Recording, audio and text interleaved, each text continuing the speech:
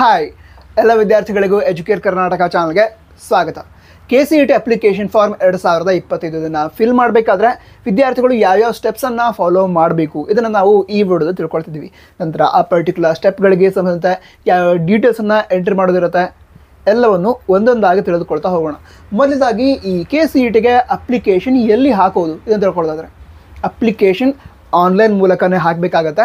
ವೆಬ್ಸೈಟನ್ನು ತಿಳ್ಕೊಳ್ಳೋದಾದರೆ Karnataka examinations authority ಅಂದರೆ KCET ಎಕ್ಸಾಮನ್ನು ನಡೆಸುವಂತಹ ಪ್ರಾಧಿಕಾರದವರು ಅವರ ಅಫಿಷಿಯಲ್ ವೆಬ್ಸೈಟ್ ಏನಿದೆ ಅದರ ಮೂಲಕನೇ ಈ KCETಗೆ ಅಪ್ಲಿಕೇಶನ್ ಹಾಕಬೇಕಾಗತ್ತೆ.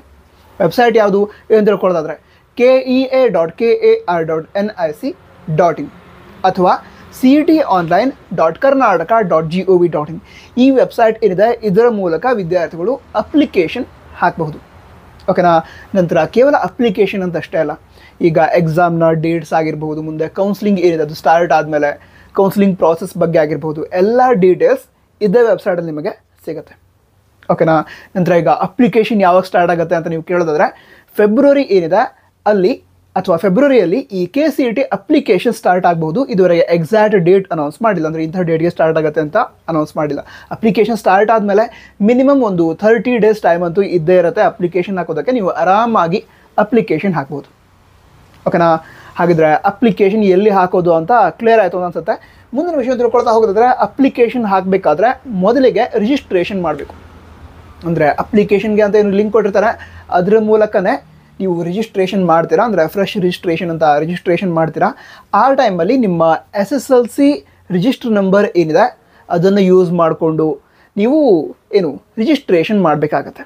ರಿಜಿಸ್ಟ್ರೇಷನ್ ಮಾಡಬೇಕಾದ್ರೆ ಅದು ನಿಮ್ಮ ಡೀಟೇಲ್ಸ್, ನಿಮ್ಮ ಹೆಸರಾಗಿರ್ಬೋದು, ಈ ರೀತಿ ಕೆಲವು ಡೀಟೇಲ್ಸನ್ನು ಎಂಟರ್ ಮಾಡ್ತೀರಾ. ನಂತರ ಮೊಬೈಲ್ ನಂಬರ್ ಇದನ್ನೆಲ್ಲ ಯೂಸ್ ಮಾಡಿಕೊಂಡು ರಿಜಿಸ್ಟ್ರೇಷನ್ ಮಾಡ್ತೀರಾ. ನಂತರ ನೀವೀಗ ರಿಜಿಸ್ಟ್ರೇಷನ್ ಮಾಡಬೇಕಾದ್ರೆ ಹೇಳಿದೆ ಮೊಬೈಲ್ ನಂಬರ್ ಹಾಗೆ ಇಮೇಲ್ ID-ಯನ್ನು ಎಂಟರ್ ಮಾಡ್ತೀರಾ ಅಂತ.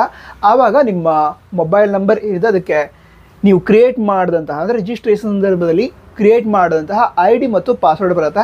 ಅದು ತುಂಬ ಇಂಪಾರ್ಟೆಂಟ್. ಯಾಕಂತ ಹೇಳಿದ್ರೆ ಮುಂದೆ ಅಪ್ಲಿಕೇಶನ್ ಪ್ರಾಸೆಸ್ ಏನಿದೆ ಅದನ್ನು ಕಂಪ್ಲೀಟ್ ಮಾಡೋದ್ರ ಜೊತೆಗೆ ಮುಂದೆ ಅಡ್ಮಿಟ್ ಕಾರ್ಡನ್ನು ನೀವು ರಿಲೀಸ್ ಮಾಡ್ತಾರೆ ಎಕ್ಸಾಮ್ಗಿಂತ ಮೊದಲು. ಅದನ್ನು ಡೌನ್ಲೋಡ್ ಮಾಡುವ ಸಂದರ್ಭದಲ್ಲಿ ಈ ID ಮತ್ತು ಪಾಸ್ವರ್ಡ್ ಬೇಕಾಗತ್ತೆ. ಅದಕ್ಕೋಸ್ಕರ ರಿಜಿಸ್ಟ್ರೇಷನ್ ಮಾಡಬೇಕಾದ್ರೆ ಏನು ಮೊಬೈಲ್ ನಂಬರ್ ಯೂಸ್ ಮಾಡಿರ್ತೀರಾ ಅದು ಆ್ಯಕ್ಟಿವ್ ಇರುವಂತಹ ಮೊಬೈಲ್ ನಂಬರ್ ಆಗಿರಲಿ. ಈ ಮೊಬೈಲ್ ನಂಬರ್ಗೆ ಸಂಬಂಧ ಕೆಲವು ಚೇಂಜಸನ್ನು ಈ ವರ್ಷ ಮಾಡಲಾಗತ್ತೆ ಅಂತ ಹೇಳಿದರೆ ಇದುವರೆಗೆ ಅನೌನ್ಸ್ ಮಾಡಿಲ್ಲ, ಅನೌನ್ಸ್ ಮಾಡಿದ್ರೆ ಹೇಳ್ತೀನಿ. ಓಕೆನಾ. ಹಾಗಿದ್ರೆ ರಿಜಿಸ್ಟ್ರೇಷನ್ ಸಂದರ್ಭದಲ್ಲಿ ನೀವು ಮೊಬೈಲ್ ನಂಬರ್ ಯೂಸ್ ಮಾಡಿರ್ತೀರ ಅದು ಆ್ಯಕ್ಟಿವ್ ಮೊಬೈಲ್ ನಂಬರ್ ಆಗಿರಬೇಕು. ಹಾಗೆ ನೀವು ಕ್ರಿಯೇಟ್ ಮಾಡಿದಂತಹ ID ಮತ್ತು ಪಾಸ್ವರ್ಡ್ ನಿಮಗೆ ನೆನಪಿನಲ್ಲಿ ಇರಬೇಕು. ಓಕೆ. ಹಾಗಿದ್ರೆ ರಿಜಿಸ್ಟ್ರೇಷನ್ ಕಂಪ್ಲೀಟ್ ಆಯಿತು ಅಂತ ಅಂದ್ಕೊಳ್ಳೋಣ. ರಿಜಿಸ್ಟ್ರೇಷನ್ ಮಾಡಿದ ನಂತರ ID ಪಾಸ್ವರ್ಡ್ ಕ್ರಿಯೇಟ್ ಮಾಡಿರ್ತೀರ, ಅದನ್ನು ಯೂಸ್ ಮಾಡಿಕೊಂಡು ಅಪ್ಲಿಕೇಶನ್ ಏನಿದೆ ಅದಕ್ಕೆ ಲಾಗಿನ್ ಆಗ್ತೀರಾ. ಅಪ್ಲಿಕೇಶನ್ ಹಾಕೋದಕ್ಕೆ ಲಾಗಿನ್ ಆಗ್ತೀರಾ. ಅಲ್ಲಿ ನೀವು ನಿಮ್ಮ ಡೀಟೇಲ್ಸನ್ನು ಹಲವಾರು ಡೀಟೇಲ್ಸನ್ನು ಎಂಟರ್ ಮಾಡಬೇಕಾಗತ್ತೆ. ನಿಮ್ಮ ಅಡ್ರೆಸ್ ಆಗಿರ್ಬೋದು, ನಂತರ ಸೆಕೆಂಡ್ PUC ಸ್ಟೂಡೆಂಟ್ ನಂಬರ್ ಆಗಿರ್ಬೋದು, ನಿಮ್ಮ ಹೆಸರು, ಪೇರೆಂಟ್ಸ್ ಹೆಸರು, ನಂತರ ಮುಂದೆ ಯಾವ್ಯಾವ ಕೋರ್ಸ್ಗಳನ್ನು ನೀವು ಮಾಡಬೇಕು ಅಂತಿದ್ದೀರಾ. ಅಂದರೆ ಈಗ ಎಂಜಿನಿಯರಿಂಗ್, BSc ನರ್ಸಿಂಗ್, ಹಾಗೆ ನೀವು ಮೆಡಿಕಲ್ ಕೌನ್ಸಿಲಿಂಗಲ್ಲೂ ಕೂಡ ಪಾರ್ಟಿಸಿಪೇಟ್ ಮಾಡಬೇಕು ಅಂತ ಹೇಳಿದ್ರೆ ಅದಕ್ಕೆ ಸಂಬಂಧ ಎಂಟರ್ ಮಾಡಬೇಕಾಗತ್ತೆ. BPO, BPT, allied health science ಕೋರ್ಸ್ಗಳಿಗೆ ಸಂಬಂಧ ನೀವು ಕೌನ್ಸಿಲಿಂಗಲ್ಲಿ ಪಾರ್ಟಿಸಿಪೇಟ್ ಮಾಡಬೇಕಂತಿದ್ರೆ ಅದನ್ನು ಸೆಲೆಕ್ಟ್ ಮಾಡಬೇಕಾಗತ್ತೆ.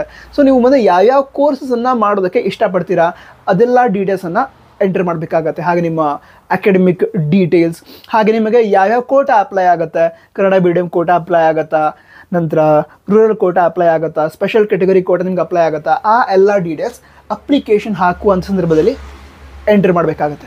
ಎಲ್ಲ ಡೀಟೇಲ್ಸ್ ಎಂಟರ್ ಮಾಡಿದ ನಂತರ ನೀವು ಅಲ್ಲೊಂದು ಆಪ್ಷನ್ ಕೊಡ್ತಾರೆ ವೆರಿಫೈ ಅಂತ. ಆವಾಗ ಮತ್ತೊಂದು ಆ ಒಂದು ಆಪ್ಷನ್ನ ಕ್ಲಿಕ್ ಮಾಡಿದಾಗ ನೀವು ಯಾವ್ಯಾವ ರೀತಿ ಫಾರ್ಮನ್ನು ಫಿಲ್ ಮಾಡಿದರೆ ನಿಮ್ಮ ಸ್ಕ್ರೀನ್ ಮೇಲೆ ಬರುತ್ತೆ.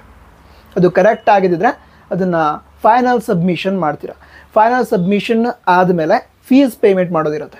ಈ ಫೀಸ್ ಪೇಮೆಂಟ್ ಏನಿರುತ್ತೆ ಅದು ಕೆಟಗರಿ ವೈಸ್ ಚೇಂಜ್ ಆಗುತ್ತೆ. SC ST ಕೆಟಗರಿಯವರೆಗೆ 250 ರೂಪೀಸ್ ಫೀಸ್ ಇತ್ತು ಹಿಂದಿನ ವರ್ಷ. ಈ ವರ್ಷ ಕೂಡ ಆಲ್ಮೋಸ್ಟ್ ಅಷ್ಟೇ ಇರ್ಬೋದು. ಚೇಂಜಸ್ ಆದರೂ ಕೂಡ ಭಾಳ ಚೇಂಜಸ್ ಏನೂ ಆಗಲ್ಲ. ನಂತರ ಜನರಲ್ ಮೆರಿಟ್ ಹಾಗೆ OBC ವಿದ್ಯಾರ್ಥಿಗಳಿಗೆ ಅರೌಂಡ್ 500 ರೂಪೀಸ್ ಫೀಸ್ ಇತ್ತು ಹಿಂದಿನ ವರ್ಷ. ಈ ವರ್ಷ ಕೂಡ ಅಷ್ಟೇ ಫೀಸ್ ಇರ್ಬೋದು. ಹೆಚ್ಚು ಅಂತ ಹೇಳಿದ್ರೆ ಅದೇ 750, 1000 ಅಲ್ಲಿವರೆಗೆ ಹೋಗ್ಬೋದು. ಬಟ್ ತುಂಬ ಜಾಸ್ತಿ ಏನಾಗಲ್ಲ. ಅಪ್ಲೈ ಮಾಡಿ.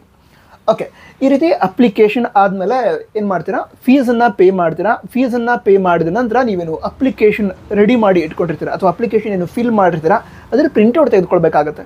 ಆ ಪ್ರಿಂಟೌಟ್ ಏನಿದೆ ಅದು ನಿಮಗೆ ಮುಂದೆ ಹೆಲ್ಪ್ ಆಗುತ್ತೆ. ಯಾವಾಗ ಅಂತ ಹೇಳಿದ್ರೆ, ಈಗ ಕೌನ್ಸಿಲಿಂಗ್ ನಡೆಯುತ್ತಲ್ವಾ, ಕೌನ್ಸಿಲಿಂಗ್ ಸಂದರ್ಭದಲ್ಲಿ ಬೇಕಾಗುತ್ತೆ. ಹಾಗೆ ಕೌನ್ಸಿಲಿಂಗಲ್ಲಿ ಒಂದು ಕಾಲೇಜ್ ಅಲಾಟ್ ಆಯಿತು, ಅಲ್ಲಿ ಹೋಗಿ ಅಡ್ಮಿಷನ್ ಮಾಡ್ಕೋತೀರಾ. ಆ ಟೈಮಲ್ಲೂ ಕೂಡ ಈಗೇನು ಅಪ್ಲಿಕೇಶನ್ ಫಿಲ್ ಮಾಡಿರ್ತೀರ ಅದು ತುಂಬ ಇಂಪಾರ್ಟೆಂಟ್ ಆಗಿರುತ್ತೆ. ಅದಕ್ಕೋಸ್ಕರ ಕೇರ್ಫುಲ್ಲಾಗಿ ಅಪ್ಲಿಕೇಶನ್ನ ಫಿಲ್ ಮಾಡಿ, ಅದ್ರ ಜೊತೆಗೇ ಅಪ್ಲಿಕೇಶನ್ ಹಾಕಾದ್ಮೇಲೆ ಅದರ ಪ್ರಿಂಟೌಟನ್ನು ಕೂಡ ತೆಗೆದುಕೊಳ್ಳಿ.